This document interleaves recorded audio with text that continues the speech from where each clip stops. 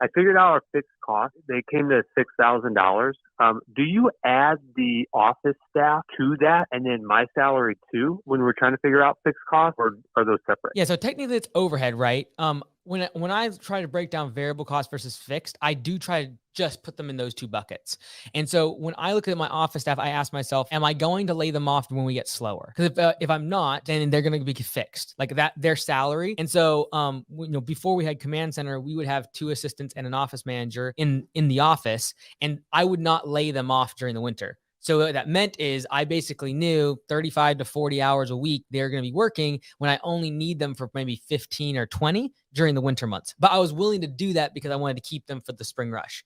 And so I then would look at it as fixed expenses, their cost. And I would just kind of average out, okay, like 6, 7, 8,000 a month, whatever that is. I would put that into fixed cost because I know I'm not going to let them go. And so again, fixed cost is any expense that doesn't go up or down based upon your revenue. And so if you know that it's going to stay at that same level, I would assume that is considered overhead. And I personally would throw it into fixed expenses. Gotcha. Okay, that makes sense. And then is there like a number that you shoot for, like 4x your fixed costs or 6x?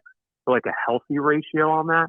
Not really, because there's so many factors that go into that. So it's really, you'd be painting it with a really broad brush if you gave it a ratio, because I'm higher with I'm okay with a higher fixed cost if I'm growing really fast, because that's typically meaning that I'm going to have like truck payments, equipment payments, etc., which is all fixed cost, which is usually going to inflate my insurance cost.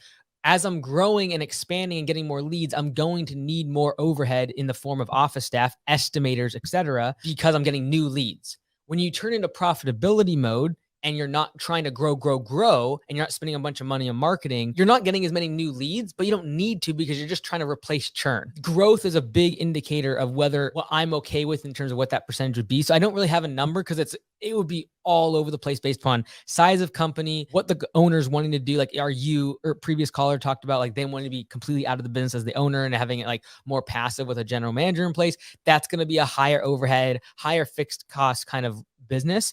So there's so many variables, but honestly, the bottom line is you want as many of your costs to be transitioned from fixed to variable.